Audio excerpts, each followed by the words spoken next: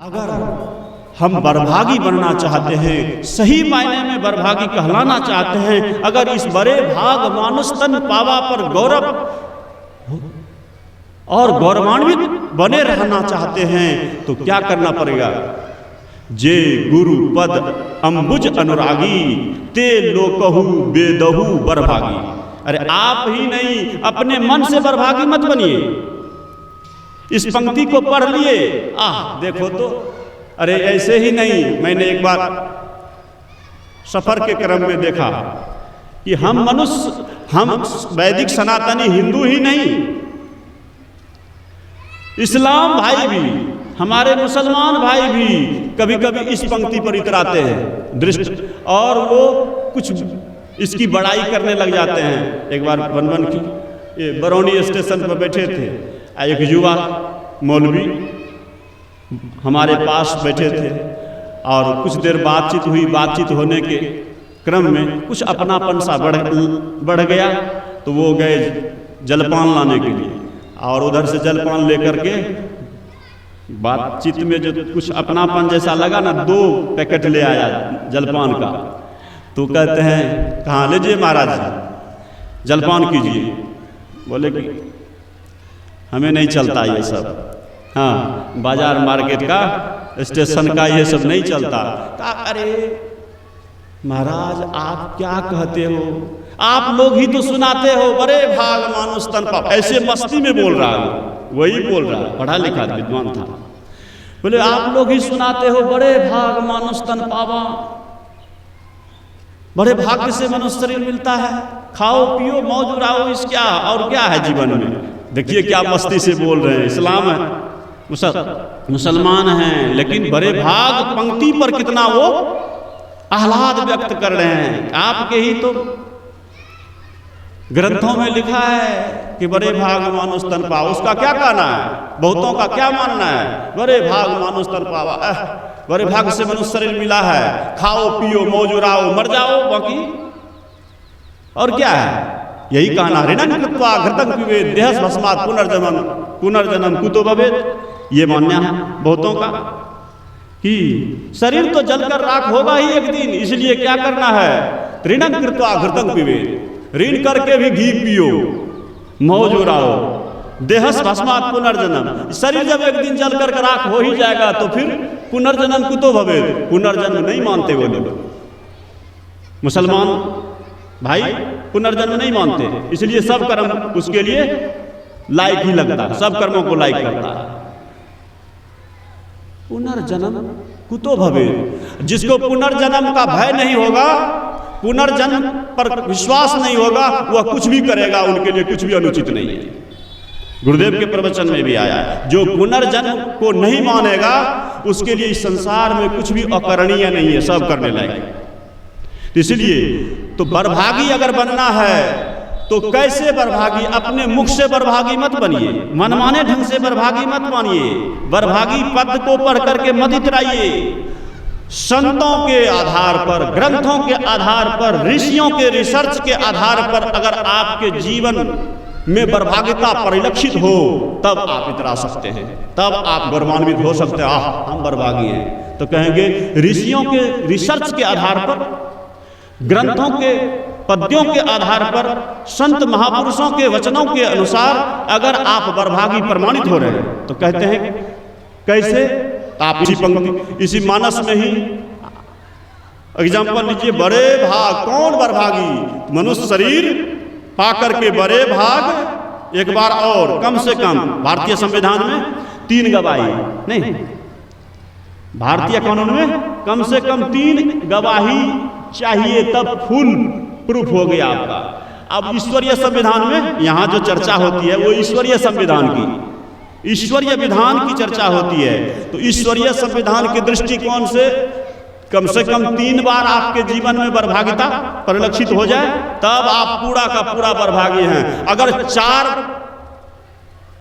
गवाही आप ले गए हैं, कोर्ट में मांगे हैं 3 कम से कम, लेकिन 4 लेके चले गए तो बस पुष्ट नहीं, परिपुष्ट हो गया।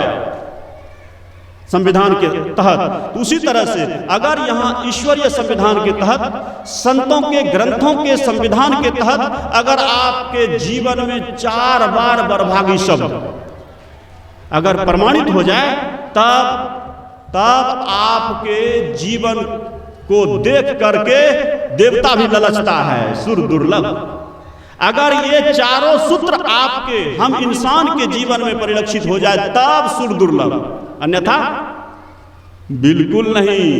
इस पर आपके व्यवहार के कारण इस पर लाल कलम भी चल सकता है। तो कहेंगे लाल कलम कौन चलाएंगे? चलाएंगे हम, थोड़े चलाएंगे। तब जो पावरफुल होगा, जिसके पेन में पावर होगा, वो चलाएंगे। कौन पावरफुल है? सभी देवों के देव महादेव पावरफुल, शक्तिशाली, सब देवों में पावरफुल कौन है? तो भगवान भोले भंडारी वो कह देते हैं कि सावधान होकर के अगर 4 के 4 कम से कम 3 प्रमाण अगर बरभागी शब्द को परिलक्षित कर लिया तो ठीक है, 4 हो गया तो पूरा का पूरा ठीक है, और नहीं तो हमारा लाल कलम चलता है। कौन? हमारे भोले भंडारी कहते हैं, सुनहु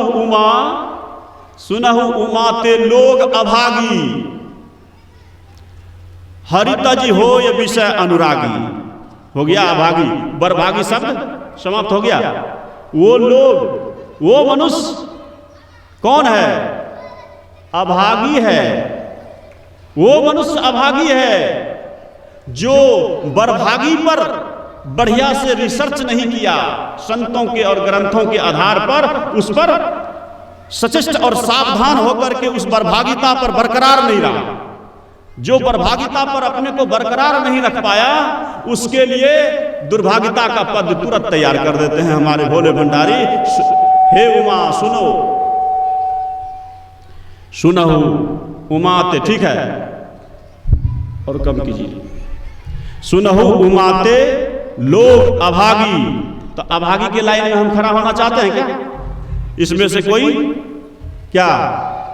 पंडाल में जितने बैठे हैं अभागियों के लाइन लगे हैं, एक अभागी का लाइन लगा है, एक बरभागी का। तो किस में खड़ा होने के लिए तैयार हैं आप लोग? बोलिए। बोलेंगे तो कहेंगे नहीं नहीं नहीं नहीं बाबा, बोलवाइएगा क्या? यहाँ बरभागी के लाइन में ही खड़ा होने के लिए तैयार है। तो बरभागी के लाइन में खड़े रहने वाले सावधान। अगर बरभागी के लाइन में खड़ा रहना चाहते हैं, लाइन में खड़े होना चाहते हैं, तो सावधान हो जाइए। तो कहेंगे सावधान कैसे हो जाएंगे? तो पंक्ति देते हैं, सूत्र देते हैं, आधार देते हैं संतों के ग्रंथों के वचनों का, कि बरभागी के लाइन में खड़े रहने वाले को क्या क्या करना होता है, क्या क्या अपनाना होता है। तो जीवन में सत्संग को श्वास बना लीजिए। तो ये दूसरा प्रमाण है, बड़े भाग पाइए सत्संगा। तब क्या होगा?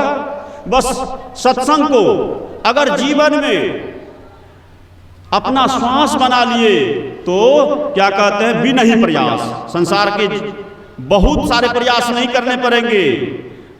क्या होगा? तो बिना ही प्रयास होई भवभंगा। दूसरा पंक्ति है बरभागी का, सुन लीजिए, अभी सुनाए थे। जे गुरु पद अंबुज अनुरागी, ते लोकहु वेदहु बरभागी। सत्संग करते रहने पर क्या होगा लाभ? इस सत्संग में सुबह सुन रहे थे, लाभ बहुत है, तुरंत मिला हुए गुरु से। तो जैसे गुरु के चरणों के अनुरागी बन गए तो ते लोकहु वेदहु, अब वेद उसको प्रमाणित करता है कि ये मनुष्य है। अब बोलिए, यहाँ के लोग कोई कहे कि नहीं के, भगवान वेद उसको प्रमाणित करता है कि ये मनुष्य है, मनुष्य है, मनुष्य है। ते लोकहु वेदहु, और वो कैसा है? तो मनुष्य तो है ही है, मनुष्य शरीर में होने के कारण, लेकिन बरभागी मनुष्य है। बरभागी, ते लोकहु वेदहु बरभागी। अब देखिए, अब गुरु कर लिए तो गुरु के निर्देशानुसार उस अंतर सत्संग में लग गए तो क्या कहते हैं, दलन मोह तम सोसु प्रकाशु, बड़े भाग उर आवे जासु। अब देखिए, अपने अंदर में इस सत्संग के प्रभाव से अंतर में प्रकाश कर लिए।